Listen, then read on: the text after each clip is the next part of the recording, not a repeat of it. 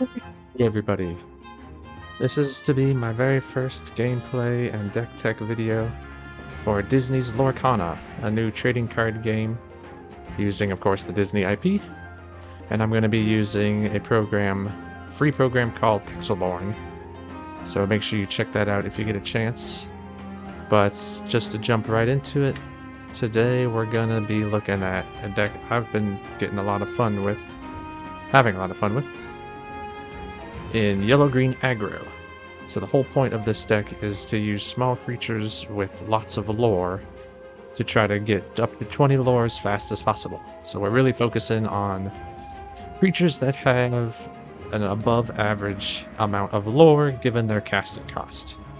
So on the green side we have Duke of Wesselton, which is just a 1-ink 2/2 with 1 lore, so this one's not above average, but it's a 2/2, which means it can rumble pretty well. We have Flynn Rider, which is a 2-ink 2 lore, so that is kind of above average, but it's only a 1/2, so it's kind of small. But it has the ability, Here Comes the Smolder. Whenever this character is challenged, the challenging player chooses and discards a card. So that's another theme you'll see in this deck, is cards that punish the opponent for challenging it. We are going to be sitting back and just questing to our heart's content, and it's up to our opponent to stop us, so our cards are going to make that difficult. Hans is a 4-cost 3/3 with 3 lore, no abilities, just again, good stats for 4 ink. Tinkerbell is 4 ink, only a 2/3 and only 2 lore, but it's evasive. It also has the ability Pixie Dust. When you play this character, chosen character gains evasive this turn. That has never come up thus far, but hypothetically, if you wanted to challenge an opposing evasive character and you don't have an evasive character, this can give one of your ready characters evasive, and then you can challenge. One of our bigger cards, one of our finishers, is Cusco, who is 5 ink, 2/4, 3 lore. It has ward, so it cannot be targeted, only to challenge. And no touchy. When this character is challenged and banished, you may banish the challenging character. So whenever this one gets banished, it takes whatever banished it along with him. Mad Hatter is going to be one of our card advantage engines. It's 5 ink, 2/4, 3 lore. It has Tea Party. When this character is challenged, you may draw a card. And notice something I did not initially. It just says challenged, not challenged and banished. Every time this thing gets challenged, you can draw a card. So if it takes 2 of their cards to take down, then you get to draw 2 cards. And then my personal favorite, Genie, on the job, 6 ink, 3/4. It's evasive, so it's hard to take down. And it has 2 lore and a disappear. When you play this character, you may return chosen character to their player's hand. It's a very tempo positive play where you play this. We call it bounce one of their cards back to their hand. And they basically, if you play your cards right, you have to spend their whole next turn redoing what they just did last turn. On the yellow or orange side, or amber side, we've got our best 1-cost creature, in Leela. It's very small, it's only a 1/1, but it has 2 lore. I believe, I'll double check, that this is the only 1-cost 2 lore creature in the game. Stitch is just another 1 ink 2/2. It only has 1 lore, but again, pretty good stats. Our first song is Be Our Guest. Again, this is going to be our card advantage. We're only running 2 of these. But it lets you look at the top 4 cards of your deck, reveal a creature card, and put it into your hand, put the rest on the bottom. And of course, it being a song, that means any character with cost 2 or more can exert to play this for free. Simba is a great card to talk about because it has low lore for its casting cost, but it's 2 ink for a 2/3 with bodyguard, which means you can play it exerted, and as long as this is exerted, all of your opposing characters have to challenge this first before it can touch any of your other ones. So this gives my favorite combo of the deck, where you start with a turn 1 Lilo, and then they play something to get rid of the Lilo, and you play a turn 2 Simba and exert it, and now they have to get through your Simba in order to take care of the Lilo. Another powerhouse of the deck is Just in Time. It's an action that just says, it's 3 ink, and it says you may play a character with cost 5 or less for free. So it's a one-shot kind of effect where you can play any of your 5 or 4 costs, ideally, for free. Of course, in a pinch, you can play a 3-drop or even less if you really have to, but the idea is to get one of these 5s out here, and you have plenty of it to kind of maximize the potential of Just in Time. And then, oops, not that one. Mickey Mouse is next. It's, again, just good stats. 3 ink for 3/3 with 2 lore. Rapunzel is another card draw engine, but I'm only running 2 of them right now because it's kind of situational. It's 4 ink for a 1/5 with 2 lore and has Gleam and Glow. When you play this character, remove up to 3 damage from one of your characters. Draw a card for each 1 damage removed this way. So if you have a damaged character, you can play this, heal it, and draw some cards. The key there is you have to have a damaged character, which doesn't always happen. So since it's a little situational, I only put 2. Same for this next card. I'm only running 2 copies of You Have Forgotten Me. It's 4 ink for an action that just says each opponent chooses and discards 2 cards. I kind of like this card just because it is a guaranteed 2 for 1. You're spending 1 of your cards, and you're guaranteed to get rid of 2 of your opponent's cards. Well, I say guaranteed. If you have less than 2, then obviously you're not getting the full value off of this, which again is kind of one of the reasons why I'm only running 2. It's also a little high costed for this kind of deck. You want to stay real low with the casting costs. Then I have my main combo piece with Just in Time in Goofy Musketeer. It's a 3/6, only 1 lore, but it has Bodyguard.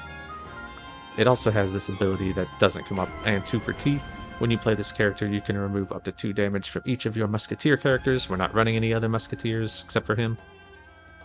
But again, it's really good to have like 3 to 4 cheap creatures, and then you play Just in Time into Goofy, and then that just the 6 toughness makes it so hard to get through. So that's a really good combo. And then last but not least, one of the key pieces of the deck is Stitch Rockstar. 6 ink for a 3/5 with 3 lore, so tons of lore, but it also has Shift 4, which means you can play it on your other Stitches for 4 ink.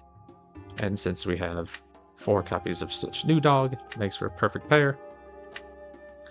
And it has the ability Adoring Fans. When you play a character with cost 2 or less, you may exert them to draw a card. So another card advantage engine, which tends to be one of the trickier, more difficult parts for these kind of low-cost, tons of creature aggro decks, is you run out of cards very quickly because they all cost so little. So all of these cards that draw you cards are going to be very important. But that's the deck. I'm still working on the details. I seem to change some of the numbers here every day. This is where I'm at right now. Some things to talk about that I've been liking and trying are like Hades, because again, it's more card advantage. You can get a card from your discard back to your hand, and the other one being where is it? It's well, it's Cheshire Cat. Let me go, there you go, green. Scroll all the way down. Oh. Well, where is it? But anyway, Cheshire Cat's a 3 ink 0/3, and when it gets banished, it automatically banishes the opposing character. No, I don't see it. That's weird. Anyway. Not running it today, but I've done it in the past, and it's been pretty good. Let's try it out, though.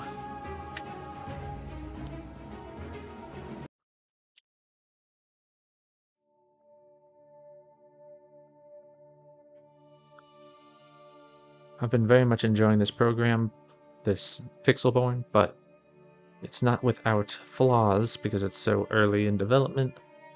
So hopefully we can get through the whole game. Alright, so we already got our best 1 drop. We have a best combo, right? 1 into 2. We have Stitch, but we don't have the little Stitch to enchant on it, so I might get rid of that, or I could just keep it to ink it. You don't like this. You love to see Genie, but I don't like to see it on my opening hand because it just sits there forever. So we're almost definitely going to get rid of that. Otherwise, I think I like this. So let's confirm. And there's another Lilo. I didn't really want that. I've got a perfect curve here, so we'll get rid of the Stitch. And play a Lilo. The idea is going to be to play this on 2, and then on turn 3, we can use Simba to play Be Our Guest, and then play Mickey Mouse all in the same turn. It's going to be great. But in order to do that, we need things to ink. So that was a Ruby card, and it was a Maleficent that they just put in the inkwell, so that means they're going to have a lot of targeted removal, right? So, because I'm going to keep all this other stuff, so really the question is, do we ink Hans or Tinkerbell? And I think it's Hans. And play Simba. And I don't think they have any 2-cost rush, so we can go ahead and play it as a bodyguard, just in case. And go questing and pass. I'm assuming this is red purple or ruby amethyst. I'm still not 100% sure what we're calling these color combinations. I've been calling mine red purple. And I've been calling this yellow green or green yellow. I don't know.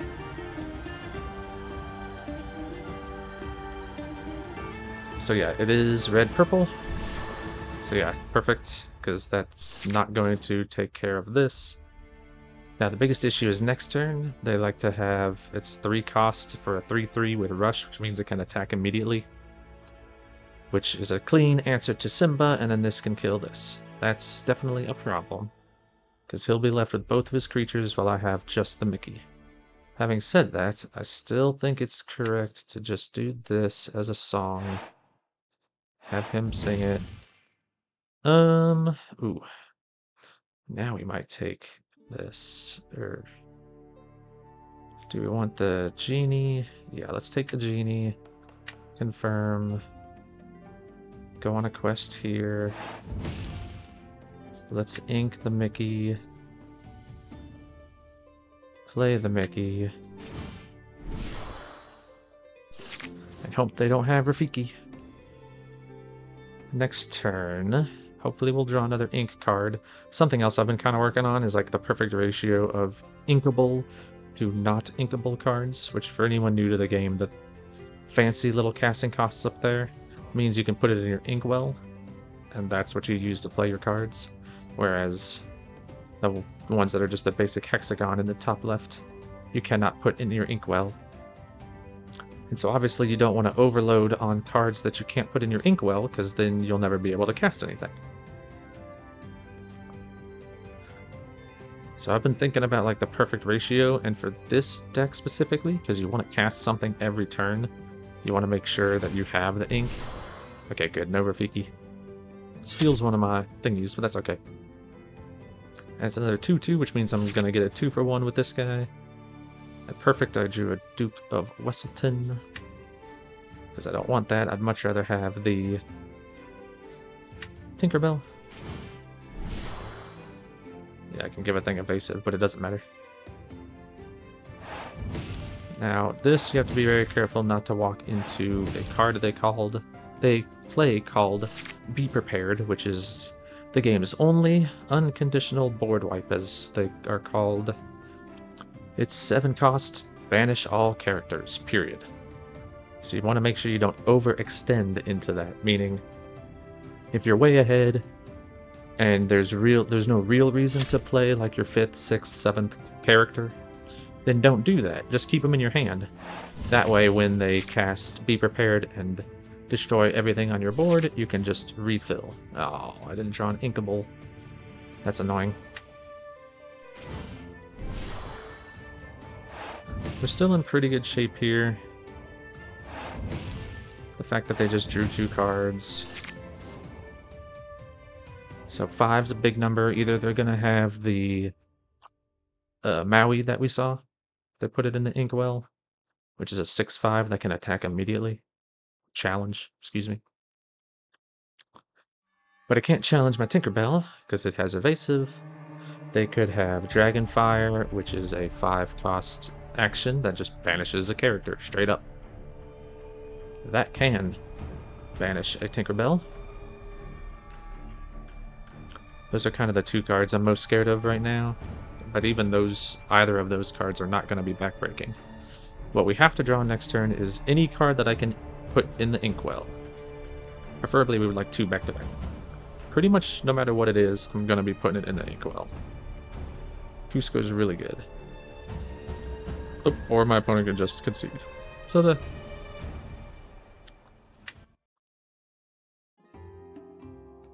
let's give that another go.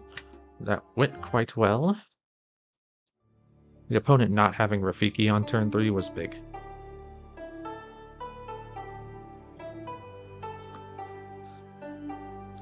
The only... I've been having a lot of fun with this deck. The only complaint I have with it is a little on the high luck, low skill threshold. I don't want to say it's low skill, because that's not 100% true.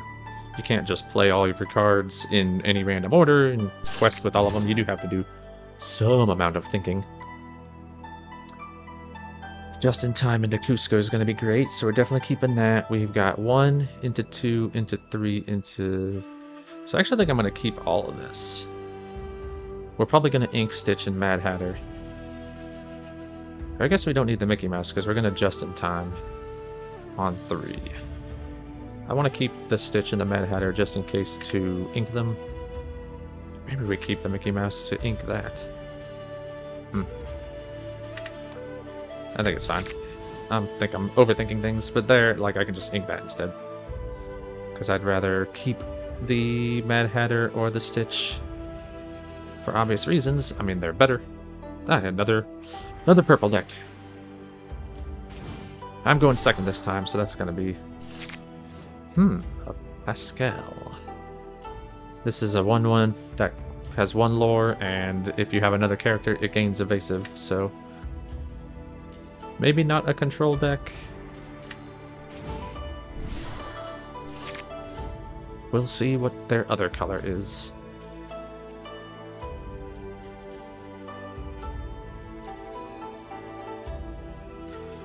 But yeah, a point I was getting to is I do think this is a good like introductory deck because it's not that difficult.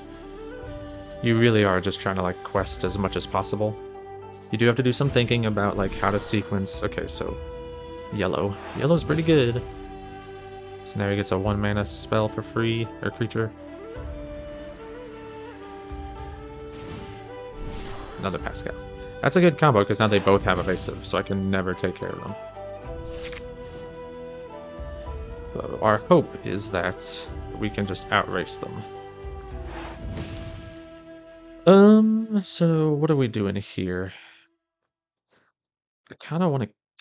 Do I want to keep the Stitch?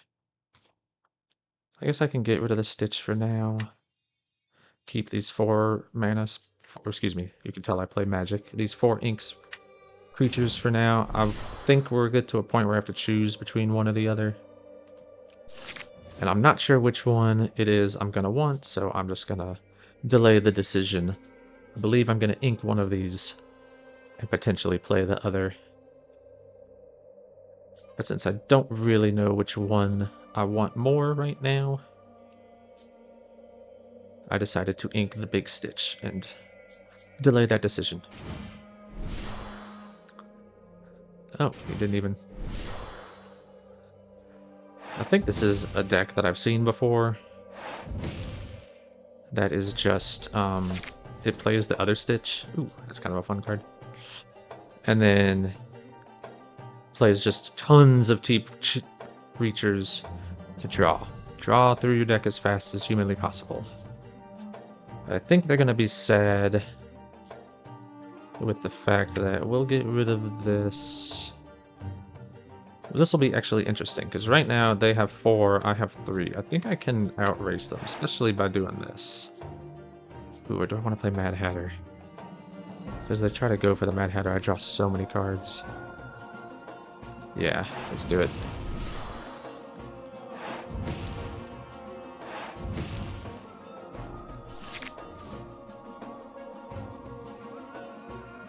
I don't know if that was right or not, because I could have inked to the Mad Hatter if I need to, whereas this I can't, but...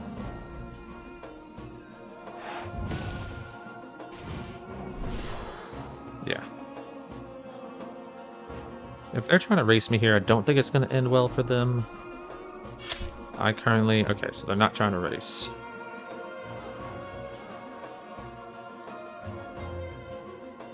But I'm okay with this too, if they go for this route. Ooh, especially because now what I can do... Oh, this is going to be great. If he challenges with Simba, I can then... banish it with Mad Hatter and heal it up with Rapunzel. See, this is why I like keeping these. I like keeping my options open. Ah, I just quested the rats. So now what I might do... Do I want... Because that did seem, like, really good. Do I want to...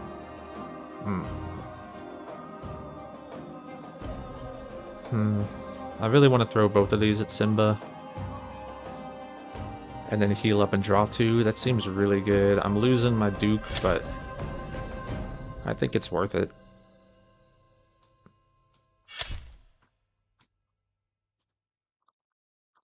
And then let's ink this Mickey. Don't gonna need that anymore. Not gonna need that anymore, I should say. And then play Rapunzel, heal this. Draw Cusco and another Rapunzel. Seems good. So I'll pass.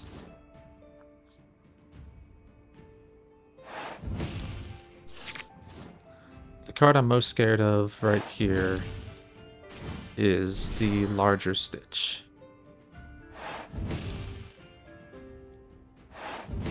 He can Queenie all he wants. I think it's fine.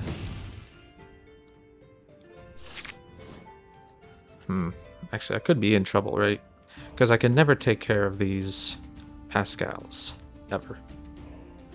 He's got 5 to my 5, but he's going to win that race. He's only drawing cards, though, right? So that's 2 that he's probably... He or she is... Or they are probably not going to be using... I really want to take care of that. Heal... It's kind of tricky. Or do I want to just... Because I don't think I can win that racy race. So I think I have to just... Yeah. I'm going to try this. This might come back to bite me.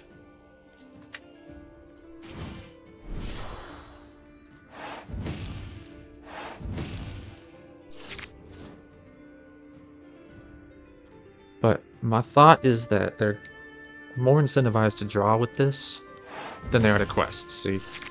So that means really they're only gaining 3 lore a turn. Whereas I'm gaining currently 8. So I'm going to win in 2 turns. And I'm not sure they realize that. If they don't take care of my stuff. That's the hope. Yeah. Also fine.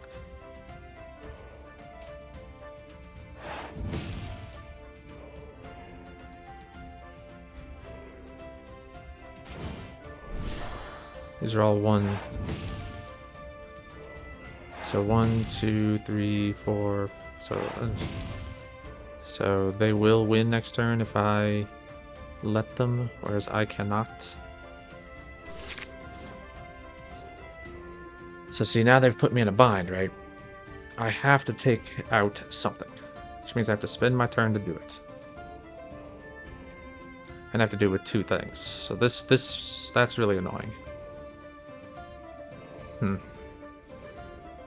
think I'm gonna lose this one.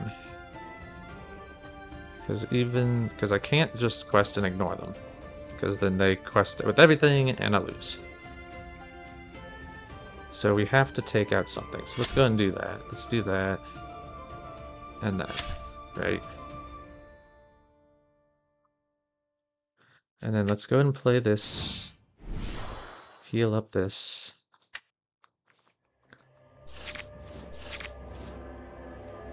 So we drew a 1 cost, so that's pretty good. Well, I'll have 7 next turn. So let's get rid of this. Play this. So now he can't win, but I don't think... Yeah, so then let's do that. And pass. And now they've got to take care of my stuff. Or else they lose. It's kind of an interesting game. So this is one of the things that has kind of kept me in high hopes about Lorcana in general. There's games like this. This has been very interesting. Like, how do I win?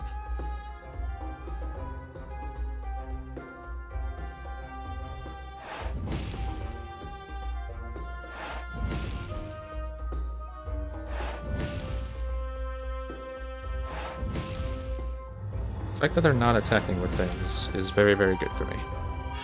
Okay, there we go. I was like, they have to attack. They have to take care of something. Otherwise, I just win. And then this has to take care of, like, Mad Hatter, probably. Like, you just have to.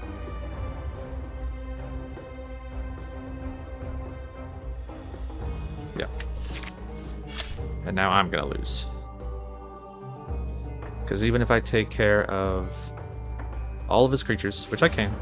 I guess I can't, but they still have... Yeah. Oh! No, wait. That doesn't help, does it? Because they take care of this and this and this. And that still leaves them with 4, so no matter what I do. So, yep. Man, good game. This is one of the ones where if I'd gone first, things would have been a lot different. Trying to think, is there anything I could have done differently? I don't think there is.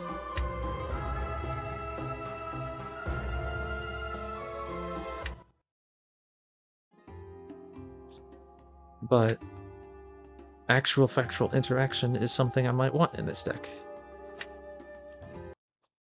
Let's try one more.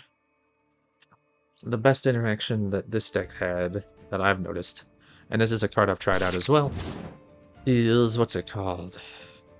I forget the name of it, but it's a song, 3 cost, that returns a creature to its owner's hand.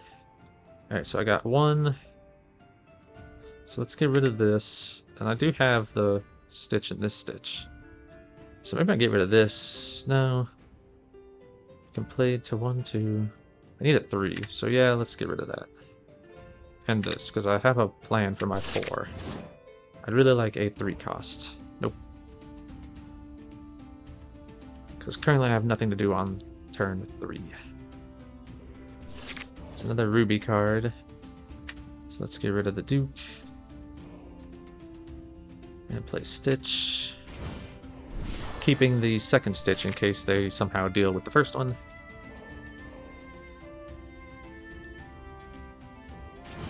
So this is going to be your classic control deck.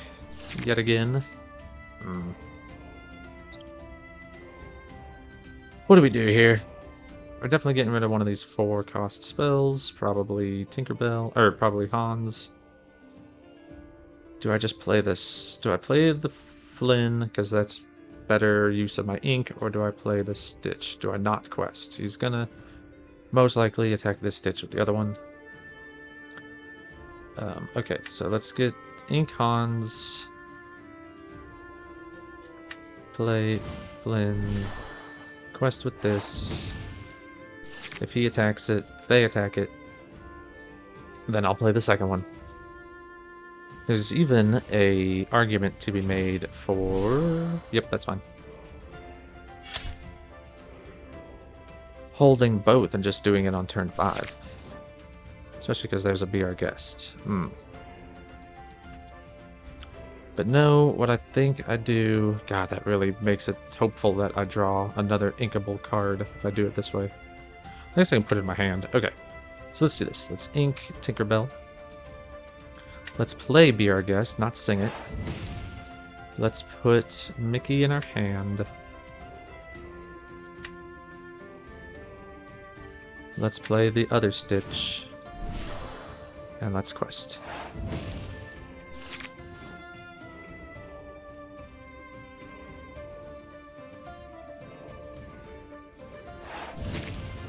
Perfect. I get to keep my Flynn.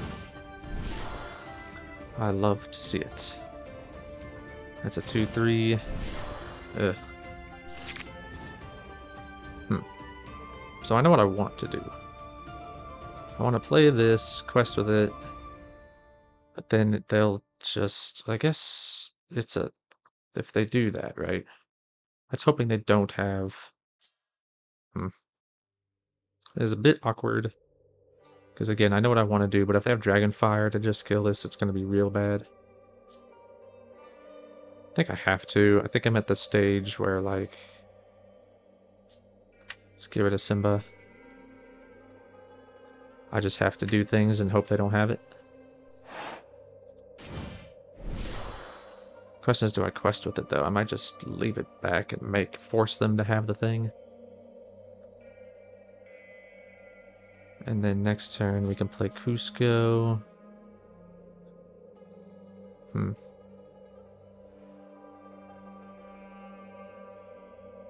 Okay.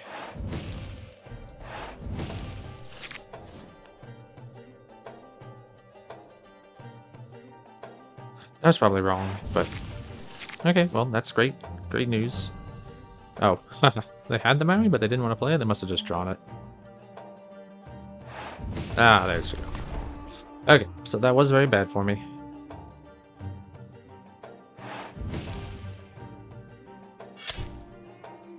But next turn we get to play Cusco, so I'm pretty pleased about that.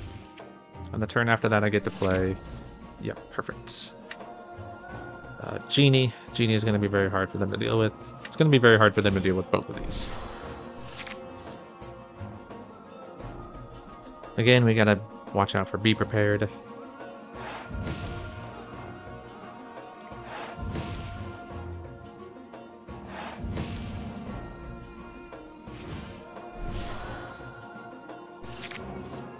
Yep, perfect. Because now... do I have a quest with this? I guess I do. Again, it makes them spend their whole turn. They didn't ink any cards, so I love seeing that. I've noticed one of the major flaws people have made in building these purple-red control decks is that they put too many of these high-cost game finishers. So that's good. I'll banish that. Yes, please.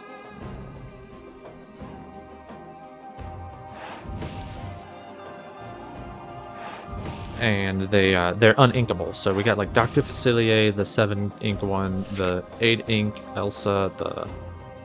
What's the other one? I played the Cusco? I think I played the Cusco. Excuse me. What's the other one? Ursula is a large card that is uninkable, and I feel like I'm missing one. Yeah. Knew that was coming.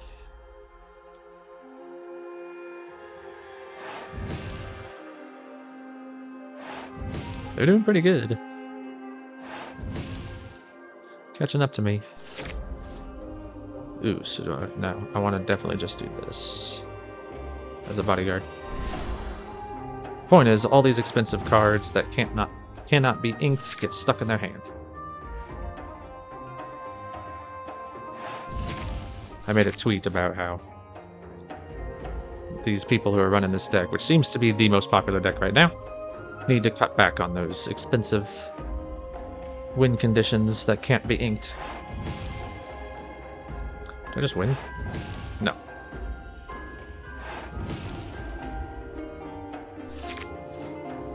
Okay, so this is where you gotta be careful about Be Prepared. If they have Dragonfire, they can Dragonfire this, kill this, or banish this, excuse me. Which makes me want to play this. If they don't have those things, then they just play Be Prepared and that's it. So not playing this plays around Be Prepared, playing this plays around Dragonfire. We've seen one Dragonfire, we haven't seen one Be Prepared. So I'm going to bet that they have Be Prepared. And just do that.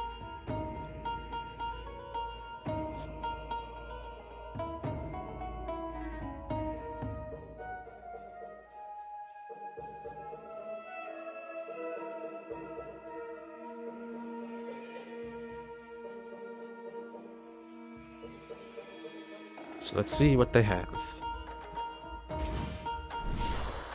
They did not have Be Prepared. They had Elsa. Which is also bad for me, because that's 1, 2, 3, 4... Oh. They're doing that? That's great for me. That means they're not questing. Or, okay. Well, there you go. So, 2 and 1, not bad. Again, I really like this deck a lot.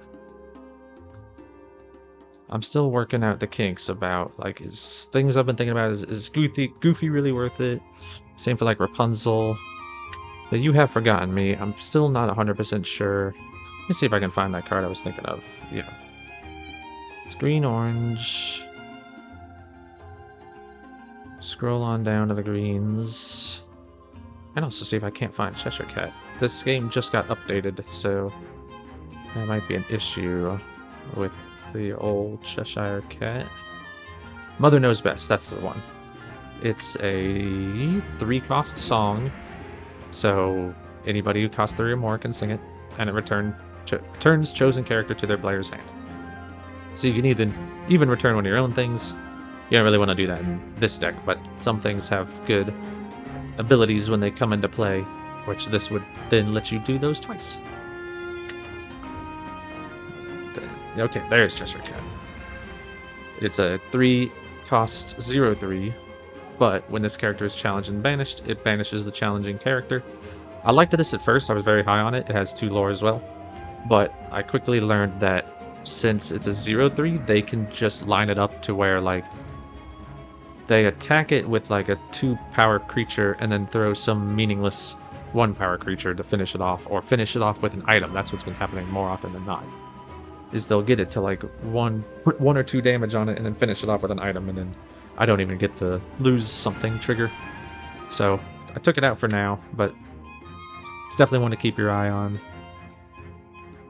I will be tweaking this and probably do another video on it at some point, but it'll probably be after I showcase one of these other decks I've been working on. Well, I hope you enjoyed this. I hope to do more. Let me know in the comments. And until next time, stay safe.